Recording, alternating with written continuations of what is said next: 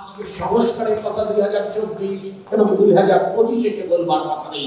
সংস্কার কিভাবে করতে হয় বাংলাদেশ জাতীয়তাবাদী দল এবং তার প্রতিষ্ঠাতা শহীদ রাষ্ট্রপতি জিয়াউর রহমান তার কর্মের মাধ্যমে, তার দেশ পরিচালনার মাধ্যমে তার নজির দিবে।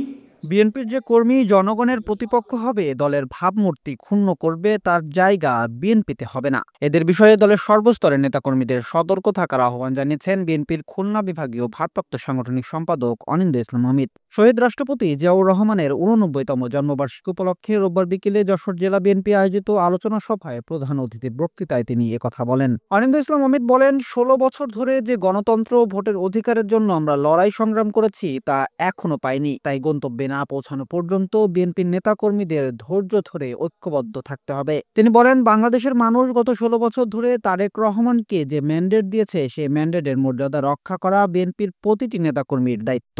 বাংলাদেশের জনগণের প্রতিপক্ষ হিসেবে যে বা যারাই আবির্ভূত হবে, তার জায়গা শহীদ রাষ্ট্রপতি জিয়াউর রহমানের দল বাংলাদেশ জাতীয়তাবাদী দলে হবে। তারেক রহমানকে বাংলাদেশের জনগণ যে ম্যান্ডেট গত 16 বছর যাবত দিয়েছেন, সেই ম্যান্ডেটের মর্যাদা রক্ষা করবার দায়িত্ব তারেক রহমানের কর্মীদেরকেই নিতে হবে। আপনি উপজেলার নেতা, আপনি জেলার নেতা, আপনি ইউনিয়নের নেতা নাকি ওয়ার্ডের নেতা, এটি বিবেচ্য বিষয় নয়।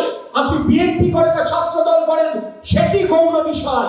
মূল বিষয়টি হচ্ছে আপনি বিএনপির একজন কর্মী, এটি আপনার সবচেয়ে বড় পরিচয়। বিএনপির কর্মীর হাতে জনগণের কাছে বিএনপি ভাবমূর্তি ক্ষুণ্ণ হবে, এটি কোনোভাবে কাম্য হতে পারে না।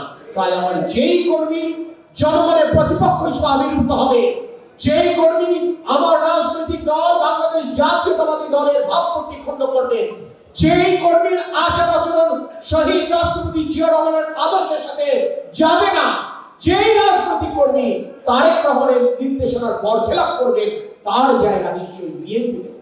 যশোর জেলা বিএনপির আহ্বায়ক অধ্যাপিকা নার্গিস বেগমের সভাপতিত্বে আলোচনা সভায় অন্যদের মধ্যে বক্তব্য রাখেন যশোর জেলা বিএনপির সদস্য সচিব অ্যাডভোকেট সৈয়দ সাবিউল হক সাবু, যুগ্ম আহ্বায়ক দেলার হোসেন খোকন, আহ্বায়ক কমিটির সদস্য অ্যাডভোকেট জাফর সাদিক, অ্যাডভোকেট মোহাম্মদ ইসহাক, আব্দুস সালাম আজাদ, যশোর নগর বিএনপির সভাপতি রফিকুল ইসলাম মুল্লুক চাঁদ ও সদর উপজেলা বিএনপির সাধারণ সম্পাদক আঞ্জুরুল হক খোকন।